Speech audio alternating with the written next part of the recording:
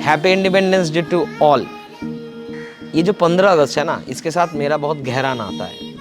मेरा जो first film था एज अ डायरेक्टर, बाबर नाम गांधी जी, वो फिल्म स्टार्ट ही होती है एक ऐसे ही 15 अगस्त की रात से। एक बेवड़ा दारू ढूंढते हुए चल रहा है रास्ते पे, और ऐसे बहुत सारे फ्लैग्स है, और वो डस्टबिन में दारू ढूंढ रहा है। डस्टबिन में क्या है? एक दारू की बोतल है, एक फ्लैग है और एक बच्चा है। हाँ, और वही बच्चा बाद में कहेगा कि वो गांधी जी का बेटा है। तो ये तो अलग बात हुई। वो फिल्म अगर देखना है तो होइचोई ऐप में जाके आप देख सकते हैं। पर कहने का जो मुद्दा है वो है, हर 15 अगस्त ये जो फ्लैग हम सजाते हैं उनका क्या होता है? सोचिएगा, पता है ना सबको क्या होता है? अगर हम इतना सा इज्जत इसको नहीं दे सकते तो क्या मतलब रहता है इस सब का? क्या मतलब बनता है? आज का एपिसोड ऐसे ही एक हस्ती के ऊपर है जो अपनी जान की परवाह किए बिना अपने देश के तिरंगे की इज्जत को बचाने के लिए 20 साल इंडियन आर्मी में, एनएसजी में देश के लिए वो काम करते रहे, लड़ते रहे। He is a army man. जिन आर्मी मैन की वजह से आज भी हमारा झंडा ऊंचा लहराता है, और जो सच में इस झंडे का सही तरीके से इज्जत करना जानते हैं। आज का एपिसोड एक ऐसे ही आर्मी मैन के साथ होगा। शौर्य चक्र, NSG commando, 52A unit head. आज उनके साथ बात करेंगे हम, हमारे देश के एक आर्मी मैन जो एनएसजी कमांडो भी थे। जय हिंद, वंदे मातरम।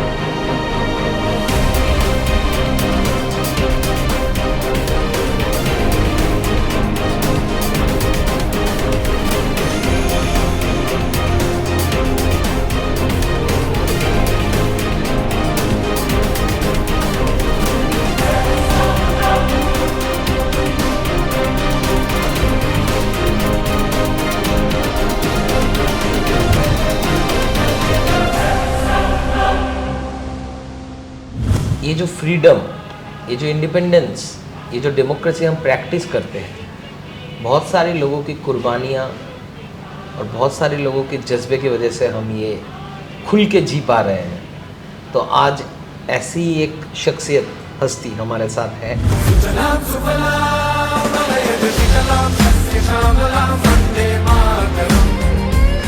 मैं बहुत खुश हूँ कि इंडिपेंडेंस डे स्पेशल एपिसोड में मैं उनके साथ बैठा हूँ, मैं उनके साथ बात कर रहा हूँ। आप सब उनको जानते भी हैं, वो काफ़ी पॉपुलर है।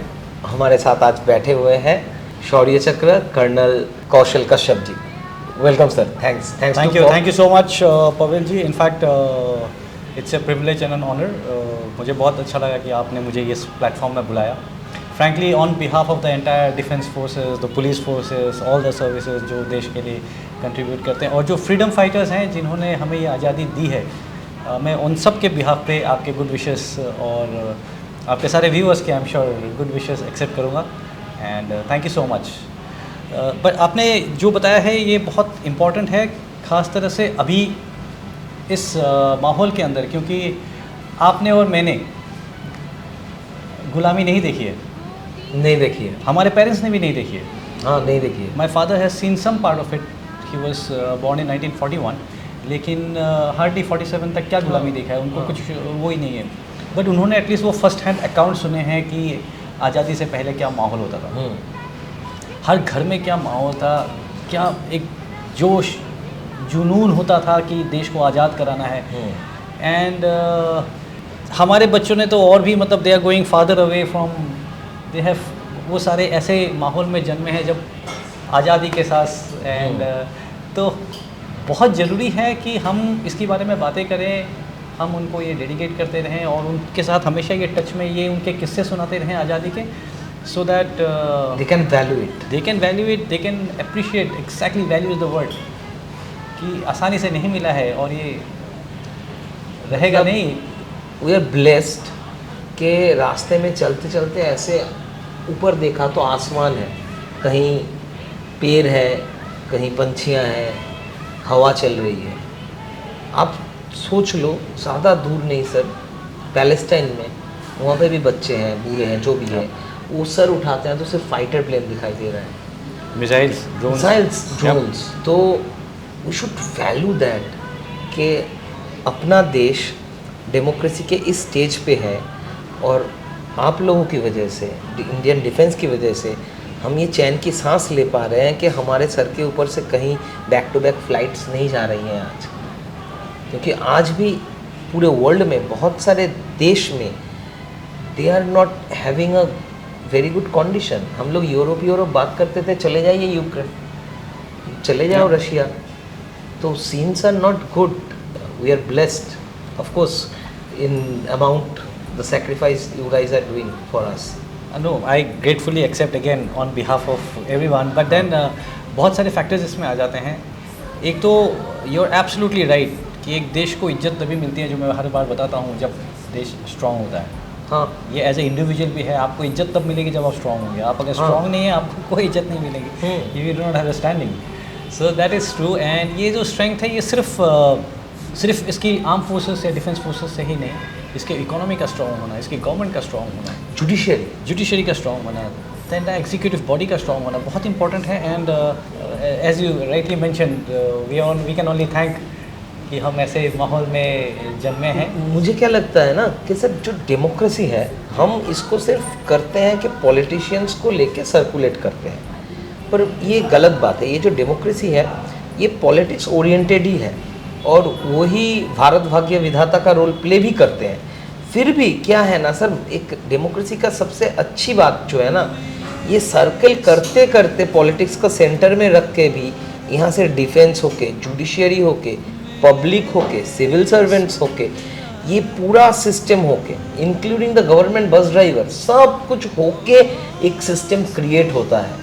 और जिसके यहाँ पे थोड़ा झोल भी है, यहाँ पे थोड़ा प्रॉब्लम भी है, डिफेंस बैलेंस कर देता है।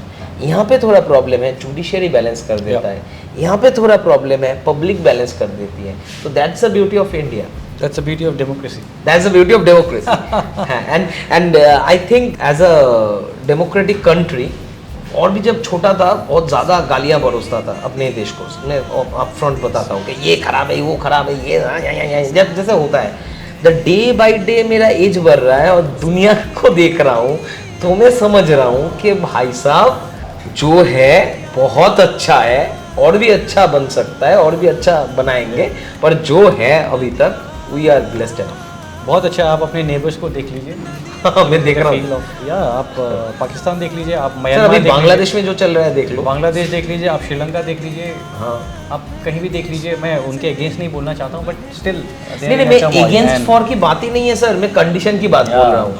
जैसे मोहल्ले में होते हैं ना, मोहल्ले में एक आप है, आपका दोस्त राजू है, कोई शाम है, कोई तीसरा है, कोई अभी टिकट ब्लैक कर रहा है, कोई दूसरा काम कर रहा है, ऐसे जो भी है, मैं मजाक कर रहा हूँ है। तो आप समझ लीजिए बांग्लादेश में इंसर्जेंस चल रहा है, ऊपर से तो वहाँ पे धर्म को लेके भी प्रॉब्लम है। सेम एज पाकिस्तान, उनके तो प्रेसिडेंट अरेस्ट हो जाते हैं बात बात में। वहाँ के आर्मी का कैरेक्टर देखिए सर, कितने बार पावर ग्रैब कर लेते हैं वो लोग, इवन इन बांग्लादेश ऑल्सो। ये दोनों को छोड़ के श्रीलंका का तो छोड़ दो सर, पब्लिक घुस गई राष्ट्रपति भवन में, ठीक है। और चाइना को तो लेके बात जितना भी हम कहे कम ही है, क्योंकि हमको आधा पता ही नहीं है। हाँ, उनका जो सिस्टम है और वहाँ का जो लेबर लॉ है, वो मतलब काफ़ी डरावना है। तो और भी चीज़ें हैं, तो they are to be respected. हाँ, आई फर्मली बिलीव। हाँ, नहीं, हर बार में मतलब रिस्पेक्ट कैसे करें जब हमारे बॉर्डर लाइन में वो लोग इन्फिल्ट्रेट करते हैं। तो सर गुस्सा आता है, सच में बताएं। नहीं गुस्सा बिल्कुल आता है, हमें भी गुस्सा आता है। मैं जो रिस्पेक्ट की बात कर रहा हूँ, ये कुछ पॉडकास्ट में लोग काफ़ी नेगेटिव वो भी कर रहे थे। You need to respect your enemy. Of course if you don't respect him, आप उसको वो तवज्जो नहीं देते हैं, तो you are fighting a lost battle. आपको अपने दुश्मन को रिस्पेक्ट करना ही करना है। आप उसको कभी कमज़ोर नहीं समझ सकते, specially if it is somebody like China, जिसको सच में ही कमजोर ना much समझना stronger है। economy, हाँ। much stronger. They make everything. They are not dependent on the world for anything. हम ग्रो कर रहे हैं, we are also becoming completely independent. But then ऐसे देश को आप you have to respect. तरीका अलग है, they may not be as democratic as जैसे हम सोचते हैं। हाँ। Their mindset is different. But घूम फिर के जब वो लड़ाई होती है तो बहुत सारी चीज़ें मायने नहीं रखती और बहुत सारी अलग चीज़ें मायने रखती हैं। डिसिप्लिन मायने रखता है। चाहे आप बोले कि वो डंडे के जोड़ पे डिसिप्लिन है, हमारे खुद देशभक्ति के भावनाओं से डिसिप्लिन है, बट डिसिप्लिन है, they also discipline force. And yes, I completely agree. खून खोलता है हमारा भी जब हम सुनते हैं ऐसी बातें जो हुआ है, incidents, and I am sure सामने होगा तो बहुत बातें अलग होगी। हाँ। लेकिन in your heart you need to respect आपका दुश्मन है, specially you need to treat him with respect. सिर्फ चाइना जैसा कंट्री नहीं, मैं तो एक बकवास सा मिलिटेंट को भी you have to treat him with respect. क्या बोल रहे हैं? सच में? ये I have never thought in my life कि मैं स्पेशल फोर्सेस का कमांडो हूँ, ये मिलिटेंट मेरा क्या उखाड़ लेगा। ये कई बार मैंने एग्जांपल्स दिए हैं। If a eagle fights a bat, who is going to win? Sir logic तो ईगल के साइड में जा रहा है। Second is if a dog fights a shark, who is going to win? पानी में हो रहा है तो सर डॉग अभी गया। आप समझ गए। हाँ, पानी में हो रहा है तो डॉग गया। So- पर अगर पानी में नहीं हो रहा है तो शार्क गया। सेम ईगल और बैट में भी night and day. Night and day, it is how you fight that is important. ये नहीं कि मैं स्ट्रांग हूँ वो वीक है। आप अगर सोचें कि मैं कमांडो स्पेशल फोर्सेस का मैं एक इसका तो धजिया उड़ा दूंगा, if you go and fight where he is stronger, I may be eagle, but मैं रात को जाकर उस चमगादड़ से पंगे ले लिए तो मेरा भूत बना देगा। How you fight is most important. That is why there is a famous example, Vietnam war का। हाँ।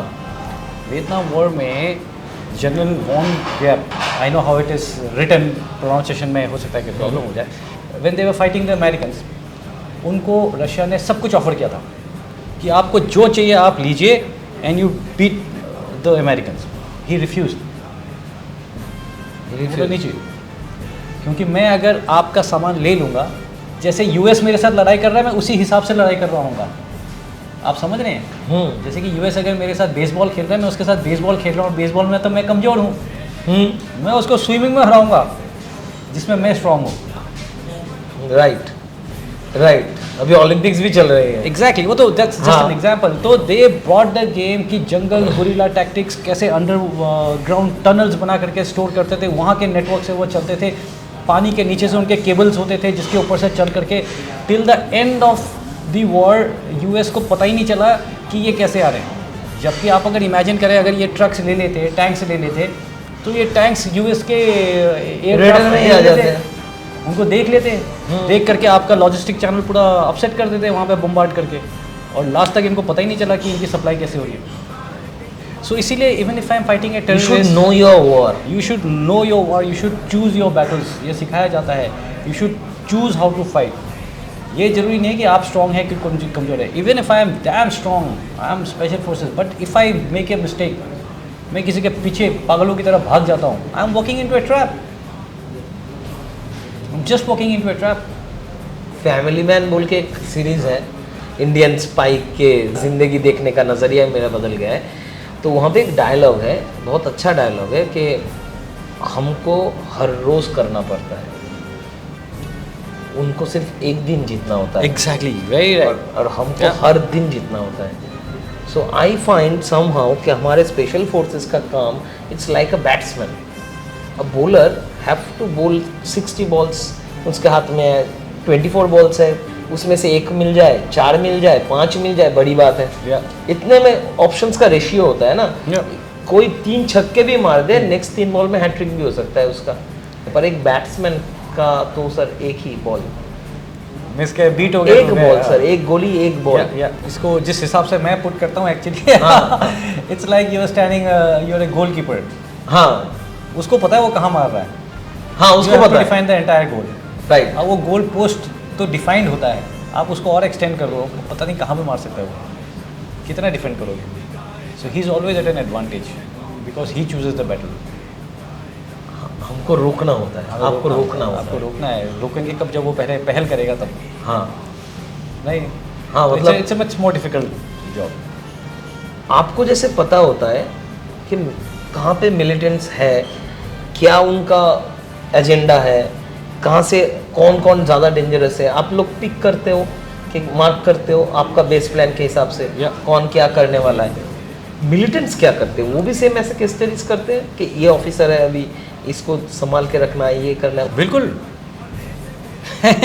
सो you guys basically know each other. देखिए, not special forces. Special forces का तो जब इनको भनक भी पड़ जाती है भाग जाते हैं। हाँ या we have to be extremely careful so that किसी को पता ना चले हम कहाँ पहुँचते हैं। हाँ। We do everything in our control कि किसी को पता ना चले हम पहुँच गए। सबकी फटती है हम सारे से। Otherwise yes, there is entire grid. एक ग्रिड होता है, चाहे आप JNK में देखें, वहाँ पे राष्ट्रीय राइफल्स के बटालियंस हैं, बहुत सारी इन्फेंट्री बटालियंस हैं जो उनको एरियाज़ होती हैं। तो इस एरिया के अंदर वो मेरी एरिया ऑफ रिस्पॉन्सिबिलिटी जहाँ पे ऑपरेट करता हूँ, वहाँ के लोग के लिए डायरेक्ट मैं अप्रोच करता हूँ। And these people who are operating in the grids insurgency role में, दे आर नॉट जस्ट, वो सिर्फ काउंटर टेररिस्ट ऑपरेशन के लिए नहीं, दे कंट्रोलिंग द पीपल देयर। हम उनके सुरक्षा के जिम्मेदार हैं। उनको किसी को कोई प्रॉब्लम होती है, we even help out to the extent of giving medicine at times and things like that. किसी को कोई भी तकलीफ है, we are like a more of a authority, मतलब आप समझ रहे हैं। सो पीपल नो कि यार इस एरिया में ये कमांडर है, उसने पूरा एरिया इतने अच्छा कंट्रोल कर रखा है कि सारे लोग उसका गुणगान करते हैं। उस एरिया के अंदर OGWs may not give you support for a militant. If I'm a militant, what is OGW sir? overground workers. मतलब जो लोकलाइट्स है उनका सपोर्ट्स। ओके। देखिए, मिलिटेंट्स को सर्वाइव करने के लिए they need a network. Let's say ration पानी खाना या may be communication, when they can not open mobile sets, track हो जाते हैं ना, तो दे नीड ए नेटवर्क। जो ये लोग हैं नॉर्मल सिविलियन की तरह रहते हैं, किसी को पता नहीं चलता, वो छुप छुप करके मिलते हैं। इनको जब कुछ चाहिए होता है, they reach out to these people, वो उनके लिए अरेंज करते हैं। So this is how entire network works. So वो बिल्कुल मॉनिटर करते हैं कि ये ऑफिसर अच्छा है और कोई खूंखार है, इसका पैटर्न क्या है, कहाँ मूव करता है। Then they can be targeted, they are targeted. Okay. इसका मतलब सर जहाँ पे मिलिट्री इंसर्जेंस होता है वहाँ पे जो मेन कमांडर इंचार्ज है उनका रोल या उनके पूरे ट्रूप का रोल बहुत इम्पैक्ट करता है। बिल्कुल। देखिए, हमें जो हमेशा सिखाया जाता है द सेंटर ऑफ ग्रेविटी, मतलब जिसको स्ट्राइक करने से जो मेन मतलब आपका इफेक्ट करने वाला है, वो है पॉपुलेशन। अगर पॉपुलेशन का पड़ाव आपकी तरफ है, वो आपको सपोर्ट करती है, वो आपको पसंद करती है, तो वहाँ पे मिलिटेंट सर्वाइव नहीं कर सकते। तो इसका मतलब कहीं पे डिफेंस को भी प्रॉपर पॉलिटिकल सपोर्ट की भी ज़रूरत पड़ती है। Not really political, I would say. Local लोग तो पॉलिटिकल पॉलिसीज या पॉलिटिकल नेता के ऊपर भी डिपेंडेंस करते हैं ना, उनका नेचर कैसा होगा। You are very right, but ये जगह टू जगह, अलग अलग जगह पे डिपेंड करता है। हाँ। There is a example, Assam में एक जगह है लखी पथार करके, आई एम फॉरगेटिंग एग्जैक्टली कौन सी यूनिट, बट उस एरिया में मैं जब ऑपरेट कर रहा था, वहाँ पे एक यूनिट थी जिसके टाइम पे वहाँ पे दे वो at least 4-5 ambushes, there was huge casualty उस यूनिट के ऊपर। एंड देन वहाँ पे एक द यूनिट चेंज, एक नए कंपनी कमांडर साहब आए। वो कंपनी कमांडर वो जो ACC, जो जवान से हो करके ना, he had put on ranks, मतलब जवान से बढ़ करके वो ऑफिसर ग्रेड पे सिलेक्ट हुए थे और हुए थे। I am just can't remember his name, but I have lot of respect for him. उस आदमी ने ऐसा कंट्रोल किया, वहाँ के लोग मतलब they completely became dependent on this company commander. Wow. And there was just nothing happening in that area. बोला कि इसको हम टारगेट करने नहीं देंगे। अब this example can not happen everywhere. अब JNK में देयर आर प्लेसेज जहाँ पे वो पथराव होते हैं या आप ले करके, सो आप समझ रहे, हर एरिया का माहौल अलग होता है, हर एरिया के डायनेमिक्स अलग होते हैं। आप कभी कश्मीर में थे सर? मैं कश्मीर में काउंटर टेररिस्ट ऑपरेशन या काउंटर इंसर्जेंसी में नहीं था। मैं when I was commission 3 Jat 3 Jat regiment, और 3 जाट डिप्लॉयड तब थी उरी सेक्टर में। उरी में? या उरी में। हाँ। सो मैं कमीशन होते ही वहाँ पे गया था, और वहाँ पे we were along the line of control. Again one of the most finest battalions of Indian army. ये कश्मीर या लद्दाख, इवन इन अरुणाचल, ये पार्ट बहुत सेंसिटिव है, बॉर्डर मेनली जोन्स, डायनेमिक्स बिल्कुल अलग हैं। अलग है। तो इस जगह के बारे में कुछ बताइए, और इन जगह के लोगों के साथ आर्मी का रिश्ता या कैसा क्या सीन है? कश्मीर की हालत बेटर हुई है, क्या ख़राब थी? लद्दाख का क्या सीन है, ऐसा कुछ? कश्मीर की हालत डेफिनेटली बेहतर हुई है। इट इज़ जस्ट दैट माहौल ऐसे थे। देखिए हर बार कुछ होता है ना, आप आर्मी के नए डिवीजन्स रेज करके नहीं कर सकते कि लेट्स से लद्दाख में माहौल ख़राब हुआ तो एक डिवीज़न रेज कर दो। इतने सारे ये टैक्स पेयर्स के तो पैसे जाएंगे। हाँ। So what had happened is some forces were move, क्योंकि JNK शांति हो गया था, स्पेशली जम्मू वाला एरिया जहाँ पे इतने सारे operation, that area was pretty काम, वहाँ पे कुछ होता ही नहीं था। सो यहाँ से ट्रुप्स को थोड़ा मोबिलाइज करके जब गलवान वाला इशू हुआ था तो वहाँ पे डिप्लॉय किया गया था। ये सबको पता है, मतलब all there across in all news channel. So जब जाते हैं फोर्सेस तो उन्होंने जो स्टेबलाइज किया था वो एरिया डिस्टर्ब हो गया है, वो एरिया थोड़ा सा गैप हो गया है, तो उसको अभी ये बदमाश एक्सप्लॉइट कर रहे हैं। तो कुछ टाइम ये रहेगा जब तक फोर्स वापस आ जाएगी, आ करके इनका भूत बनाने वाली है। तो it is just momentary and it is painful कि हमें जब इतने कैजुअलिटीज़ होते हैं बहुत बुरा लगता है। बट एज आई सी चीज़ें ऐसे ही होती हैं, क्योंकि एक गैप क्रिएट हो गया था, वो गैप को अभी एक्सप्लॉइट करके लोग वहाँ पे आ गए हैं, वो छुपे हुए हैं, उनको ढूंढ करके वहाँ से ऑपरेशन करके फ्लश आउट करना थोड़ा मुश्किल है, वो पूरे एरिया को कंट्रोल करना थोड़ा मुश्किल है। जब पैटर्न चेंज होता है कोई भी तो समय लगता है, तब थोड़ी सी कैजुअलिटीज़ होती हैं। एक जब सिस्टम सेट हो जाता है, जब पूरा काबू में आ जाता है, उसके बाद प्रॉब्लम नहीं होती। तो JNK का जो मेन लैंड है उसमें डायनेमिक्स अलग है, वहाँ पे काउंटर टेररिस्ट ऑपरेशंस होती हैं। लाइन ऑफ कंट्रोल जो है पाकिस्तान के साथ में, that is eye ball to eye ball. जहाँ पे आपका यहाँ पोस्ट है, पाकिस्तान का पोस्ट 70, 80, 100, 150, 200, 300, 500 मीटर के अंदर ऐसे है, वो अपनी पोस्ट संभाल रहे हैं, आप उनके पोस्ट संभाल रहे हैं। या तो वहाँ पे जनरली अभी सीज़ फायर है, अदरवाइज़ जब माहौल बिगड़ता है तो वहाँ पे दबा के शेलिंग्स वगैरह होती हैं, फायर फाइट्स होती हैं, and there is exchange of lot of fire. So वहाँ पे क्या है कि वहाँ से इन्फिल्ट्रेशन होता है करके वहाँ जो डिप्लॉयड हैं they go out on patrols, जगह जगह पे बैठते हैं, मॉनिटर करते हैं, there is LC fence line of control के साथ में। तो वहाँ के डायनामिक्स एंटायरली अलग है। लद्दाख का डायनामिक्स और अलग है, क्योंकि लद्दाख के अंदर we are facing China, the Chinese troops Tibet के अंदर। सो वहाँ पे ये eye ball to eye ball ऐसा नहीं है जैसे पाकिस्तान के साथ तो एकदम इनके साथ थोड़ा और है कि वो अपने पोस्ट में हैं, कुछ समय के लिए पेट्रोलिंग्स बंद थे, अभी पेट्रोलिंग भी शुरू हो गए हैं, तो हम अपना पेट्रोलिंग करते हैं अपना एरिया एंड वापस आ जाते हैं। कोई ऐसी दुश्मनी नहीं है, जब कुछ होती है तो we go to there are border post. How China try to enter और इन्फिल्ट्रेट इन लद्दाख और अरुणाचल? कैसे वो लोग सोचते हैं, कैसे घुसने का ट्राई करते हैं?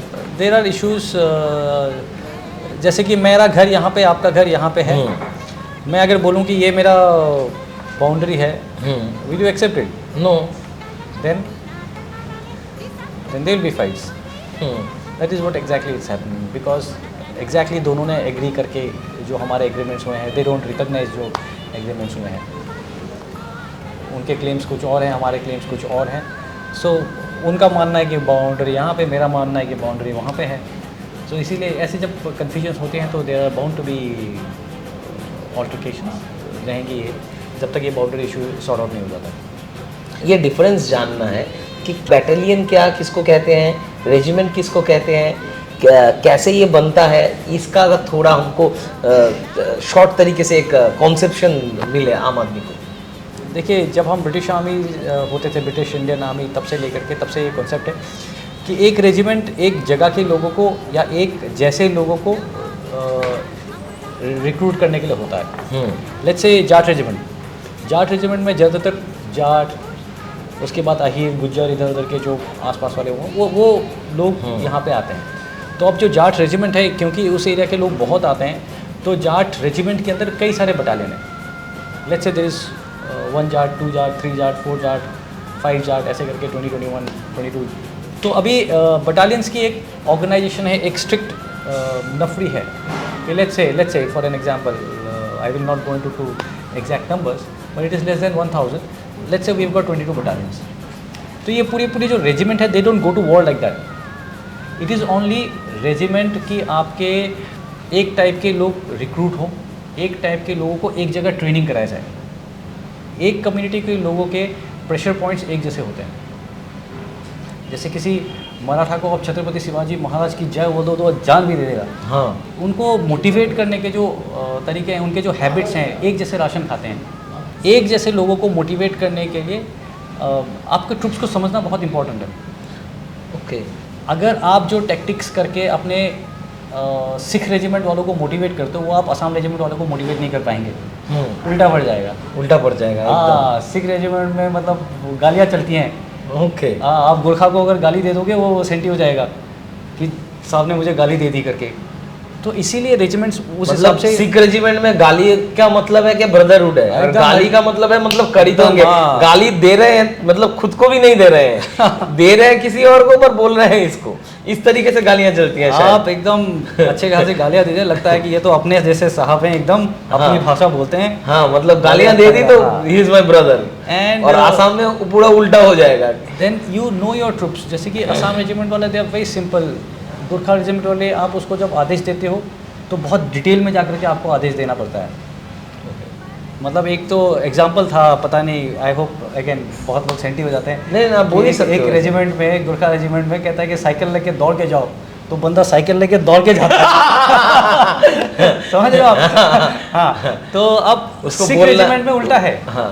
सिख रेजिमेंट में देयर इज एन एग्जांपल कि कहीं बहुत हाई ऑल्टीट्यूड रिमोट एरिया के अंदर कोई जनरल साहब आते हैं, तो कहते हैं कि जनरल साहब का वो है कि शावर में पानी आना चाहिए. अब शावर में कहाँ से, वहाँ तो नलके भी नहीं है, शावर में कहाँ से पानी. तो उन्होंने लगाया शावर और खिड़की से देख रहा है. जब जनरल साहब ने टैप ऑन किया तो बाहर से बाल्टी से लोग शावर में पानी डाल रहे हैं. I don't know how far it is true. ये सब कहानियां मजाक में बनाते हैं हाँ. समझने के लिए. बट ये बताने के लिए है कि आपको अपने ट्रुप्स को पता होना चाहिए. तो उस टाइप के लोग एक जगह भर्ती होने के लिए, इसलिए वो रेजिमेंट्स हैं. सो एक रेजिमेंट के अंदर बहुत सारे बटालियंस होते हैं, but regiment as a regiment you don't go to fight a battle और वॉर. तो वो जो बटालियंस हैं, वो बटालियंस को लेकर के डिप्लॉय किया जाता है इन फील्ड फॉर्मेशन. फील्ड फॉर्मेशन होती है जैसे कि एक ब्रिगेड है, ब्रिगेड के अंदर 3 बटालियंस होती हैं. उसके ऊपर उसमें एक ब्रिगेड कमांडर होता है, ब्रिगेडियर रैंक के ऑफिसर, जो ये तीनों बटालियंस देखते हैं. एक बटालियन का जो बॉस होता है, एक कमांडिंग ऑफिसर कहते हैं, सीओ, जो पूरे फोर्सेस के अंदर बहुत ही प्रेस्टिजियस अपॉइंटमेंट है वो. एंड 3 ब्रिगेड्स मिल करके एक डिवीज़न होती है, और एक डिवीज़न के अंदर एक मेजर जनरल साहब होते हैं. ऐसे 3 डिवीज़न, एक कोर होता है जिसमें एक लेफ्टिनेंट जनरल साहब बैठते हैं. सो ये जब लड़ाई होती है तो ब्रिगेड्स, डिवीज़न, एक डिवीज़न इंडिपेंडेंटली जाकर के, उसमें और भी कई सारे, जैसे कि आर्टिलरी से लेकर के कभी आर्मर्ड, कभी मैकेनाइज्ड सर्विसेज की, सबके एलिमेंट्स होते हैं. बट ब्रॉडली जो आप पूछ रहे थे कि रेजिमेंट्स क्या होता है, बटालियन क्या होता है और ब्रिगेड क्या होता है, ये मैं आपको समझा रहा था. I hope. हाँ, नहीं, ये समझ में आया. सर, पोस्ट कैसे होते हैं? जैसे एक जवान से लेके एकदम टॉप में जो पोस्ट है, इसका क्या होता है पोस्ट? आने के लिए फ़ौज के अंदर 2 तरीके हैं. You join as a jawan, हाँ. और you join as a officer. Okay. अगर आप एज ए जवान भर्ती होते हैं तो you go to regimental centre, आप रिक्रूट होते हैं. आपको रिक्रूट कहा जाता है. एंड उसके बाद में as you join you are a normal jawan. Jawan जब होता है, आप अगर ग्रेनेडियर्स में हैं तो उसको ग्राइंडर बोलते हैं शायद, I could be wrong. And आप राइफल रेजिमेंट्स में होते हैं तो राइफलमैन बोला जाता है. तो अलग अलग जगह जो हैं, नॉर्मली एक जवान होता है वो. जवान ग्रेजुएट करके एक अपॉइंटमेंट दिया जाता है. टेस्ट जब पास होता है, अलग अलग स्टेजेस पे there are test and there are cadets that happen. तो वो लांस नायक होता है, फिर नायक होता है, फिर हवलदार होता है. Havildar is a very important appointment. And this havildar is not related to police concept of havildar. no, it is different. not. नहीं, इसलिए बता दिया. Then there is a class of people called the JCOs. जब ब्रिटिश इंडियन आर्मी होती थी, जब शुरुआत में, लेटर तो we had Indian officers also, तब उस समय जो इंडियन जो सरदार होते थे, they were the JCOs. Troops उनके अंदर होते थे. ब्रिटिश वाले सिर्फ ऑफिसर्स आते थे, लीडरशिप वो थोड़ा सा मतलब वो देने के लिए. पूरा का पूरा जो फोर्स था, that was being commanded by our own Indian officers, and they were the JCOs. तो JCO वाला रैंक जो है वो उस हिसाब से है. JCOs में नायब सूबेदार होता है, सूबेदार होता है, फिर सूबेदार मेजर होता है. सूबेदार मेजर एक बटालियन में एक ही होता है. ही इज़ लाइक CO का राइट हैंड मैन. वो नीचे जवानों से जो भी काम करवाना होता है, he is the one who gets it done. Now coming on to officers, as you get commission आप एक लेफ्टिनेंट जाते हैं, 2 साल के बाद में आप कैप्टन बनते हैं, उसके बाद और 4 साल that is 6 years of service you become a major, and major के बाद 13 years में you become a lieutenant colonel, and lieutenant colonel के बाद में सिलेक्ट ग्रेड होता है, फिर सिलेक्शन होता है आप परफॉर्मेंस के बेसिस पे, एंड नॉर्मली 14.5-15 years तक you become a colonel. Okay, तो सर आपको कितना वक्त लगा कर्नल बनने में? सेम 14.5-15 years के आसपास। और उसके बाद क्या इफ समबडी आर्मी में ऐसा नहीं है कि कोई बहुत अच्छा कर रहा है या कुछ तो वो जल्दी उसको बना देंगे, या कोई ख़राब कर रहा है तो मतलब that's not how it is. नहीं, यही समझने की हाँ। कोशिश कर रहा हूँ। आर्मी के अंदर क्या होगा ना, 2 अच्छे को प्रमोट करने के चक्कर में बाकी लोग काम करना बंद कर देंगे। Okay, so there is moving the team together. आपके पूरे कोर्स को इकट्ठा करके आर्मी का इंटरेस्ट में है कि सारे के सारे एक साथ मोटिवेट होकर के एक साथ चलते रहे। बाद में जाकर के सिलेक्शन करना पड़ता है, कुछ वो करना पड़ता है, बिकॉज वैकेंसीज कम है। तो ऐसा भी नहीं है कि somebody who is not made it into to a colonel or something, he is not good. He has been extremely good, but किसी वजह से कभी छूट जाता है। It becomes very competitive. Vacancies तो लिमिटेड है ना ऊपर जाके। मैं फिल्म डायरेक्टर हूँ, एक ऑक्यूपेशन है, पैशन भी है मेरा, जो भी है। तो सर, जो यूथ देख रही है ये प्रोग्राम, या जो बच्चे देख रहे हैं स्कूल में, कॉलेज में, मैं उनसे कहना भी चाहता हूँ और आपसे पूछना भी चाहता हूँ कि being an army person, it's a career also with lots of passion, commitment, discipline, and सबसे बड़ी बात है, you are doing it for the nation. What are the things they have to do for pursue this profession और this passion, और क्या क्या फ़ायदा होगा ज़िंदगी में? नुकसान का सबको पता है सर। नुकसान का सबको पता है। नहीं, बहुत अच्छा सवाल आपने पूछा। मैं अपने माइंडसेट से इसको आंसर करता हूँ। हाँ, there are lot of people जो मोटिवेट करते हैं, मोटिवेटर्स होते हैं एंड ऑल दैट। मैं अपने आप को मोटिवेटर नहीं मानता हूँ, मैं तो डीमोटिवेटर हूँ। कि श्रीमान, आप अगर खुद मोटिवेटेड नहीं है, ये लाइफस्टाइल आपके लिए है नहीं। This is one of the best thing that can happen to anybody, but to enjoy it you have to be motivated enough. Starting point है। अगर आप देश के लिए कुछ करना चाहते हैं, या आप अपने में वो रखते हैं कि मैं यार कुछ फिजिकली कुछ करूँगा, कुछ अलग से करूँगा, मैं अपने लाइफ को शौक से जीऊँगा, तो यू विल इवेंचुअली खुद ही आप मोटिवेट हो जाएंगे। और वो अगर आप में नहीं है, प्रॉफिट लॉस स्टेटमेंट या कैरियर, या मैं फ़ायदा कर सकता हूँ, या मैं कभी जनरल बनूंगा, या मैं कभी सुबेदार मेजर बनूंगा, या मैं, आप समझ रहे हैं, वो लोगों का मैं I don't want to motivate them. तो भाई तुम जहाँ हो वहाँ ठीक हो। अगर तुमने करना है, लड़ाई का शौक है, देश के लिए जज्बा रखते हो, I keep saying this, I am sure everybody knows, आपने भी देखा होगा मेरे टेक टॉक से लेकर हर जगह, I mention that I join with a passion. That passion was, आपके पिताजी का अधूरा सपना भी था। नॉट, हाँ, of course he wanted to, but when I opted for special forces, when I opted for the army, that is when I realise कि I keep talking about that Baramulla incident. मैंने जब फॉर्म भरा था NDA के लिए, मैंने navy का भरा था। ओके। और नेवी का इसीलिए भरा था क्योंकि मैं डरता था आर्मी ज्वाइन करने के लिए। उस समय आर्मी के बड़े कैजुअलिटीज होते थे। Army JNK Jammu and Kashmir में ऑपरेशन CI ऑपरेशन में थी, नॉर्थ ईस्ट के अंदर नागा इंसर्जेंसी लेकर के वहाँ पे इंसर्जेंसी में थे। आए दिन यहाँ पे आसाम के अंदर भी ऑप राइनो चल रहा था। आए दिन आर्मी के कैजुअलिटीज होते थे, और लगता था कि यार, मतलब काफ़ी जगह हमने लड़ाई वड़ाई की है, जैसे स्कूल कॉलेज के लड़के होते थे, ठीक है, तो लड़ाई से वैसे नहीं डरते थे, बट ये सोचना कि आप वॉर में जा रहे हो, कोई आपको एम करके आप आओगे वहाँ से, आप एम करके आपको गोली मारेगा, आपके लिए एम्बुश लगाएगा, आपको आईडी से, I was seriously I was scared. But then NDA के अंदर I read a book that was on genocides. उस बुक के अंदर 2 examples which always stayed with me and I remember them very closely. एक बारामूला वाला incident. आज के date में मैं अगर आपको पूछता हूँ कि कश्मीर हमारे पास क्यों है, क्या हुआ था 15 अगस्त को जब आज़ादी मिली थी, कश्मीर हिंदुस्तान का हिस्सा नहीं था। It was a independent state, it had its own army, उसका अपना आर्मी होता था अंडर राजा हरी सिंह जी। 22 अक्टूबर को दे लॉन्च एन ऑपरेशन, जिसमें सारे कबाली वाला रेडर्स को पाकिस्तान ने भेज दिया कि जाओ कश्मीर को ले लो, और सब तरफ से ये सारे तोमाल मुजफ्फराबाद क्रॉस करके सीधा they were coming towards Srinagar. By 26th of October, they had reached Baramulla. अगर चाहते Baramulla is just 50 kilometres from Srinagar, सीधा अगर जाकर के उस दिन अगर श्रीनगर एयरपोर्ट ले लिया होता तो इंडियन आर्मी को नीचे से जम्मू से लड़ते लड़ते लड़ते लड़ते वहाँ पहुँचना कितना मुश्किल होता आप सोचिए। बट उन्होंने क्या किया, एक रात बारामूला के अंदर जितने मर्द मिले सबको मारा, जितनी औरतें मिली सबका रेप किया। Pakistani army, mix of army and led by the officers of course and उनके कबाली वाला रेडर्स जो थे। वो एक रात दे स्पेंट देयर एंड वहाँ पे एक सेंट जॉर्जेस की कुछ जोसेफ कॉन्वेंट होता था जिसमें कुछ एंग्लो इंडियन नर्सेज वगैरह थी, तो दे बोर्ड द एंटायर वर्ल्ड, सबका ऐसा हालत कर दिया। एंड वो एक दिन के वजह से सेम डे राजा हरि सिंह ने ही sign the instrument of accession और वो श्रीनगर एयरपोर्ट के अंदर 27 अक्टूबर को first Sikh of Indian army they were air landed और उसके बाद से ऑपरेशन करके हमें वापस कब्जा किया।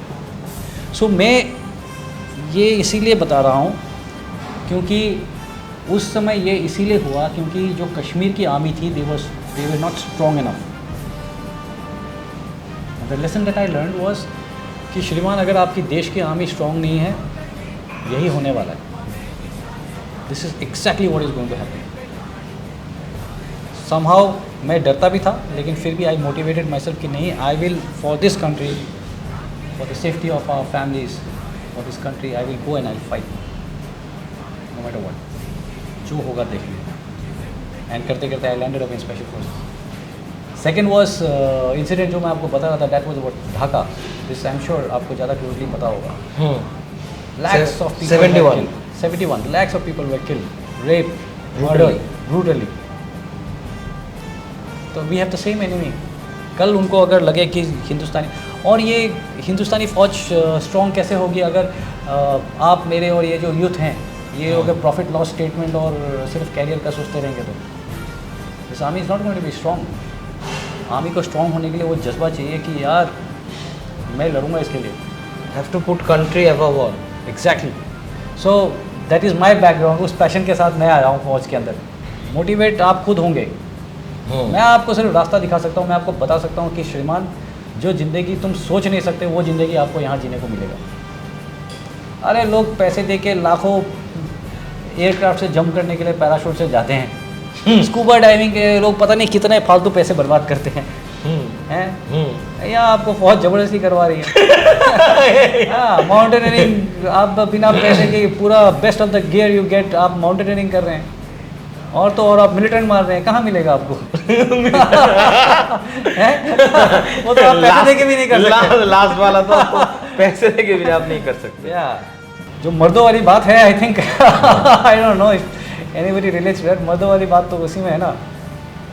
Living with a gun, how it is, it's a altogether different experience, it change a man.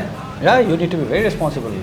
जिस चीज़ को थोड़ी गवर्नमेंट गन अलाउ करती है कुछ, you have to be very responsible, you have to be very responsible, you can not be irresponsible. एक weapon के साथ में you can not be irresponsible, specially हमारे से लोग चैम्बर में राउंड रहता है, गलती इधर उधर किया आपका सामने वाला ख़त्म हो जाएगा, आपका दोस्त ख़त्म हो जाएगा।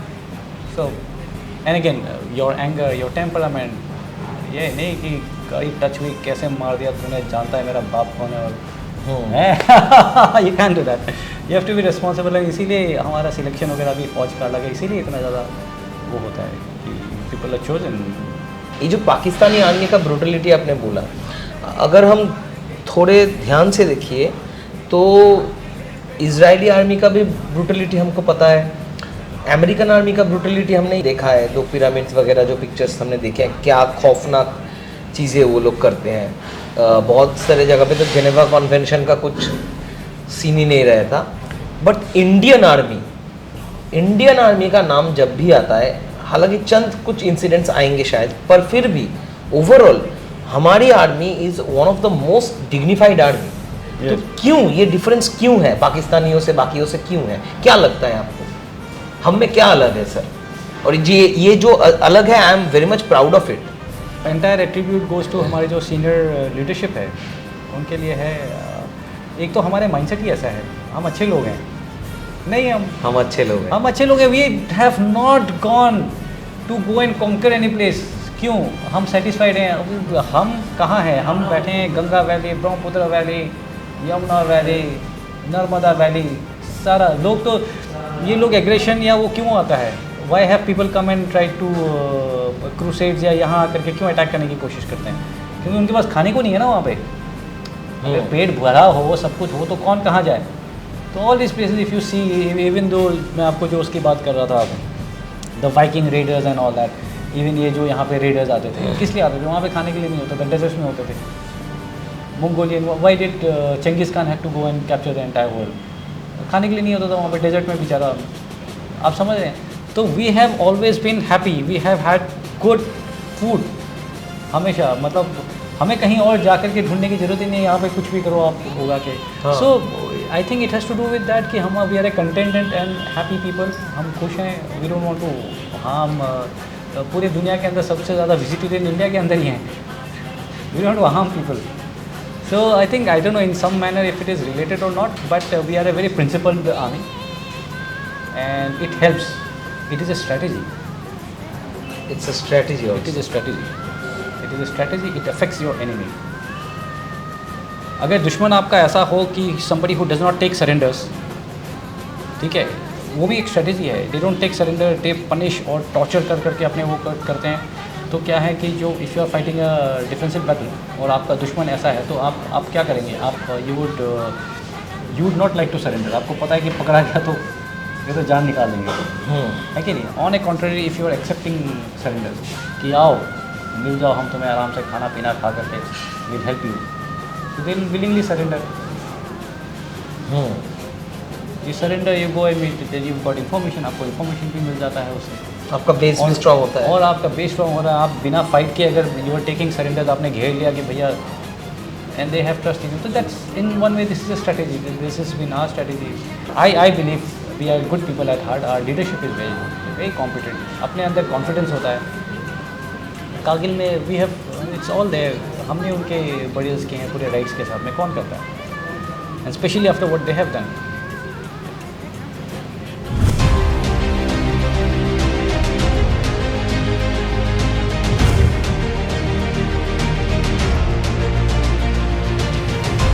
सबसे गुजारिश है कि अगर ये वीडियो अच्छा लग रहा है तो थोड़ा लाइक कीजिए, और लाइक से भी ज़्यादा इम्पोर्टेंट है मेरे लिए कमेंट्स, क्योंकि आपके साथ मुझे बात करना है, मुझे जानना है कि क्या सही हो रहा है, क्या गलत हो रहा है, क्या बेटर कर सकता हूँ, और किस तरीके से बात कर सकते हैं, किन किन लोगों के साथ बात कर सकते हैं। तो प्लीज़ सब्सक्राइब कीजिएगा पॉप को, पावेलोपीडिया को।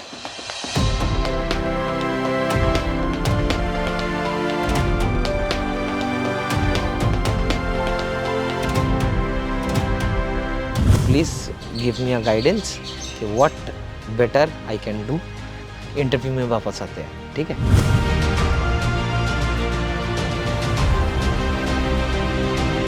सर, रिटायरमेंट के बाद क्या कैसी चल रही है ज़िंदगी, क्या कर रहे हैं? बहुत बढ़िया, I am keeping my self too busy actually.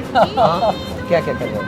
We just starting work on a book on on special forces mindset or special forces technology. You are writing it, Yeah, we read it. and the publisher is? Penguin. Wow. We are just talking and No, of discussions course. on that. So did you find a name for the book? No. Not The yet. name will follow. सबसे पहले theme we have just identified. हाँ. It's just अभी हमने decide किया है, and there are a lot of people who are coming up जो reach out कर रहे हैं और कह रहे हैं कि they want to know the experiences. Kaushal. That's a good one. That's a good one. Yeah. Sir, हमारे आर्मी में एआई का या फिर ये डिजिटलाइज फोर्स का कितना यूज़ हो रहा है? बहुत और अच्छे तरीके से। Army is very good organization, बहुत ह्यूज है, और जो हमारे टॉप लीडरशिप है, they are very professional and they are visionary.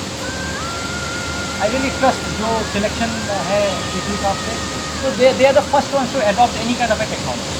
तो हर तरह के drone technology, strong drone technology, counter drone technology, artificial intelligence, सब तरह के रडार्स, मिसाइल टेक्नोलॉजी, सब में मतलब we are doing very good.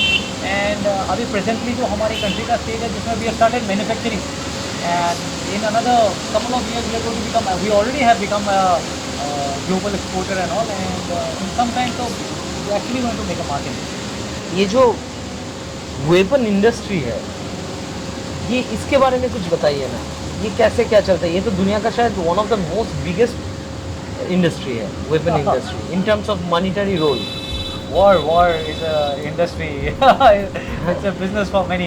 हाँ, is it so? It is for many, but India somehow has been missing out on this. देखिए, there are a lot of companies जो ये like the famous are these Wagner Group and Academy, या उसको पहले Black Waters के नाम से जानते थे. They keep changing their name.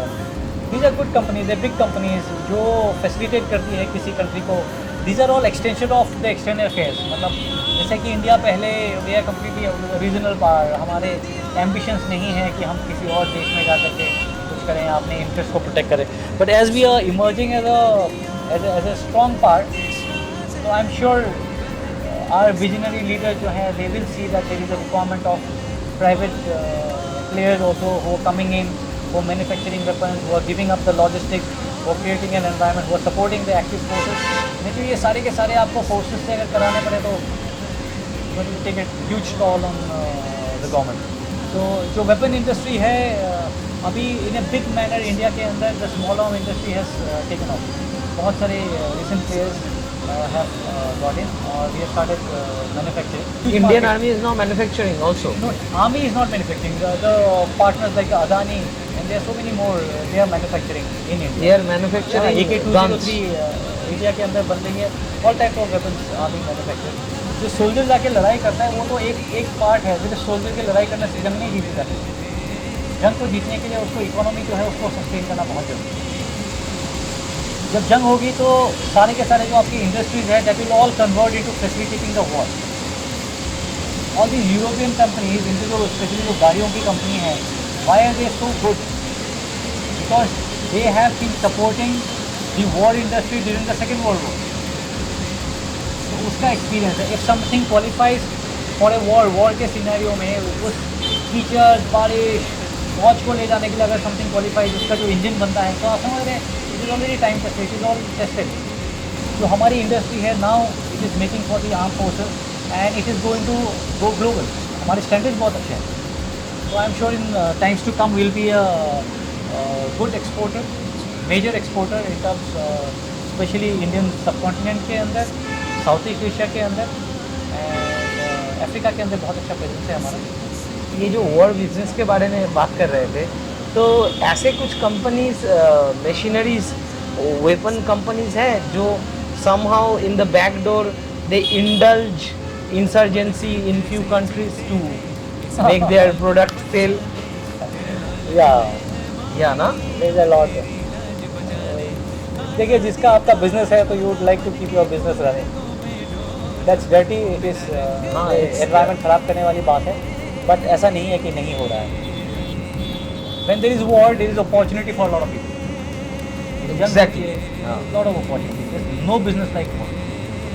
जब ये वॉर होता है एक पार्टी के लिए अगर उसमें अपॉर्चुनिटी है तो उसके जो एडवर्सरी है उसको कोई और सपोर्ट करने के लिए पहुंच जाता है.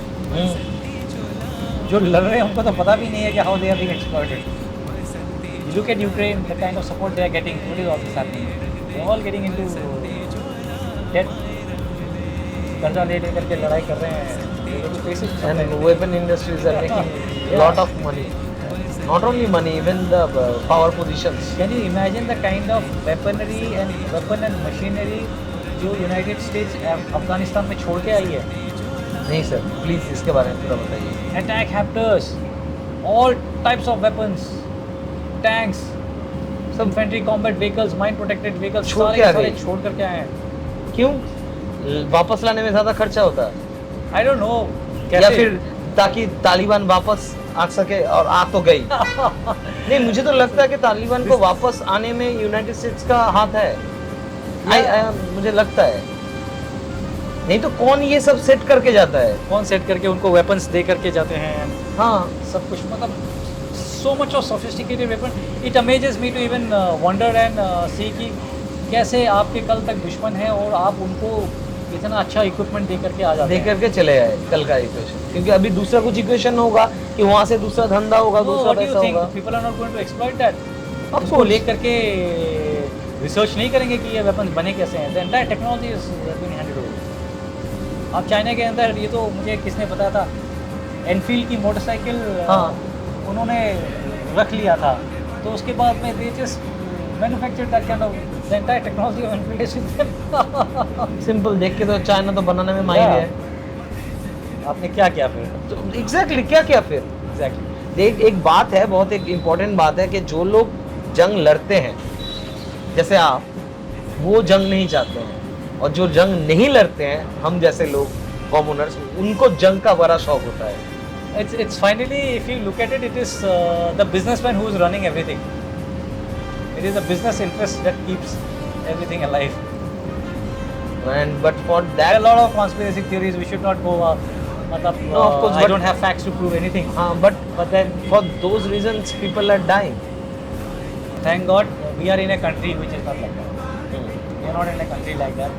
The battles that we have fought, we believe in that. वैसे मुझे बहुत ज़्यादा कुछ फ़र्क नहीं पड़ता।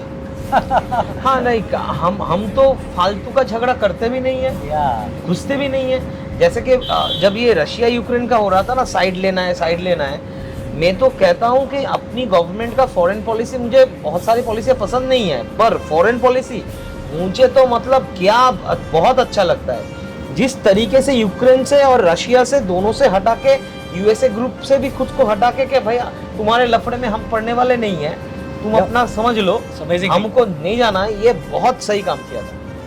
and to be able to stand and face that kind of a pressure कि हाँ, क्या तुम मेरे साथ नहीं आएगा? तू नहीं आएगा? नहीं आऊँगा भाई।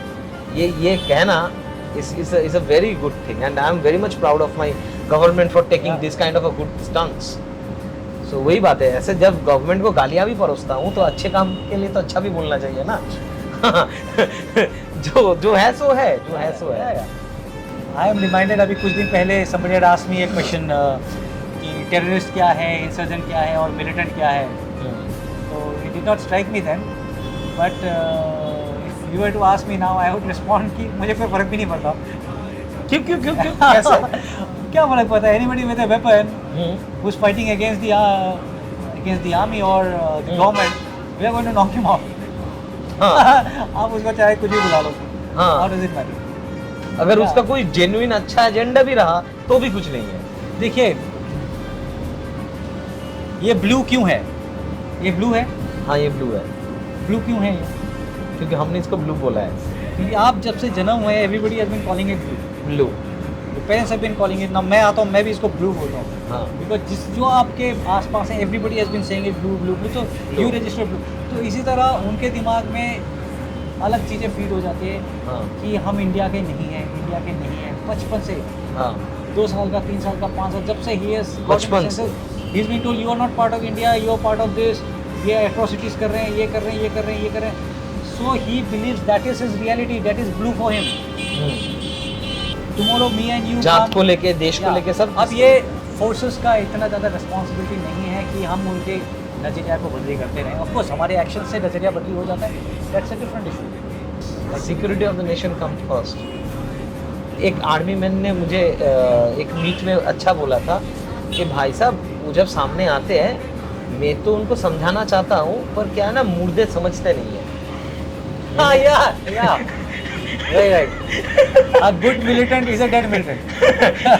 हाँ, बोला कि मैंने मतलब मुर्दे समझते नहीं है, मतलब देखो वो मेरे सामने आ रहा है तो मुझे मारने आ रहा है, तो ये ख्वाहिश लेके जब वो आ रहा है तो ये तो उसकी आखिरी ख्वाहिश हो गई, क्योंकि मैं तो उसको मारने वाला हूँ, मारना ही पड़ेगा। तो मैंने उसको मार दिया, तो वो कैसे समझाऊं?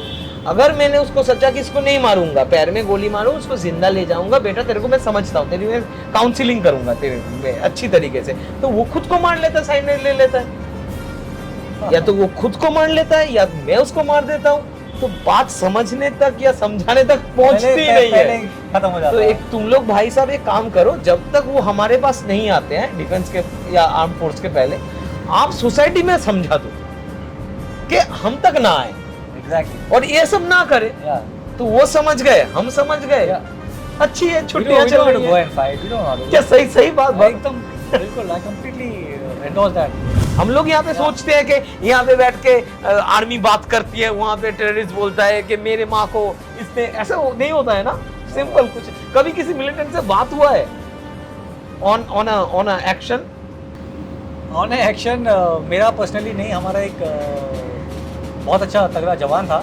हाँ I was listening to major Sudhir Walia का वो जो बुक है रैम्बो, उनके जो ऑथर है वो समझा रहे थे। तो इन वन ऑफ द वो major Sudhir Walia he they are waiting in ambush, militants आते हैं एंड जैसे मिलिटेंट आता है he whistles and draws his attention and then he shoots him down. Same thing was done in our unit also. हमारा एक बहुत तगड़ा बंदा है, I think is become a JC और समथिंग, सुदान सिंह करके।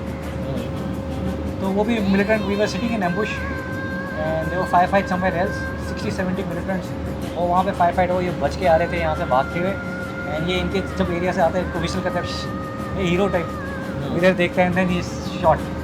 सो वो एक जो आप पूछ रहे थे where otherwise I have done some covert operations where I have gone inside like a militant and मैंने जा करके मिलिटेंट्स के साथ में बैठ करके उनके साथ नेगोशिएट किया है as a militant and as a militant. जब उनसे बात होता है तो कभी कभार सिंपैथी का कोई 1% भी आता है कभी?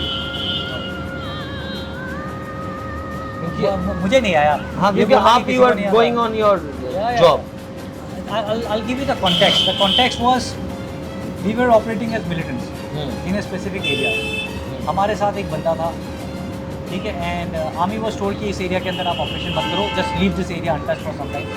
एंड हम उस एरिया में मैं मिलिटेंट बन करके मैं और मेरे छोटी सी पार्टी, ये aim was to get all militants on board and एक साथ उनको इकट्ठा करें। Something else happening, I won't know confidential. तो अभी इसमें क्या हुआ, हमारे साथ जो बंदा था उसका एक दोस्त, he was the area commander of that area, the entire huge road, and he and his bodyguard were there in a hut. ये उसके साथ टाइप करता है कि will come in meet, and हम अंधेरी रात गांव के अंदर एक हट के अंदर से निकलते and we identify the place. And मैंने अपना छोटा सा जो भी मेरे पास छोटी सी टुकड़ी थी आगे पीछे लगा करके we secured area, we sent this guy अंदर, वो जाके बात करता है। अंदर बंदा पिस्टल और उसके बॉडीगार्ड के पास टिकट, ये बंदा जाता है जो उनका दोस्त है, वो इज़ अ मिलिटेंट, जा करके they arrive on some deal and then they call me, come inside, they want to talk to you, come alone without weapon. आप माहौल समझ रहे हैं? हाँ, एकदम समझ रहे हैं। Walking there alone, you never know क्या चला है अंदर, they just hold me hostage and come out. क्या करेंगे? ये जो बंदे बाहर हैं अंधेरे के अंदर, they not be able to do much. I still go inside and मैं जब अंदर जाता हूँ टेबल के अंदर उसका पिस्टल रखा हुआ है, बंदा साइड में एक लेकर के ऐसे खड़ा है, pointed at me, and we talk and we negotiate and I make him a good friend. So I have discussion हुए हैं। मैं उसको ये नहीं बोल सकता कि आप गिर चुके हो। अगर मैं बताऊँ कि भैया मेरे साथ फोर्सेस हैं, गिर गया है, तो you never know how he respond, he gets into panic and for him panic just one भाई मरना ही है तो सबको मरना। Pressure on the trigger and ठक गोली निकलेगी। मैं अकेला गया हूँ, my weapon is still concealed. All well that ends well. हाँ, ऑफ कोर्स। बहुत सारे फिल्में बनी है आर्मी लाइफ के ऊपर, आर्मी के ऊपर। विच वन यू थिंक के इंडियन फिल्म्स की बात बोल रहा हूँ, which one is authentic? Lakshya is a movie that actually touched my heart and वो बहुत मुझे अच्छी लगी थी। Okay, the entire movie was very nice. जो अभी शहंशाह बनी है, हाँ। That I feel very Shershah. Shershah, I am sorry, नहीं he is Shahenshah, but Shershah. Shershah जो बनी है, that's because I am a huge fan of Captain Vikram Batra, what he has done. प्रहार बोल की फिल्म आई थी, नाना Yeah, Patekar. Prahar was again a very good movie. Prahar was a very good movie, and the way Nana Patekar actually hats off. ऐसे होता है ना, प्रहार देख के ऐसे मुझे तो मैं- समाओ प्रहार देख के बचपन से मुझे लगा था कि ना ये सही हो रहा है। It couldn't have been better portrayed. जिस हिसाब से नाना पाटेकर ने वो रोल निभाया है हाँ। एज ए खूंखार कमांडो इंस्ट्रक्टर, हाँ। आई हैव डन दैट कोर्स। हाँ। सारे ऐसे ही होते हैं। ऐसे हाँ, यार। 2x2 You 2x2?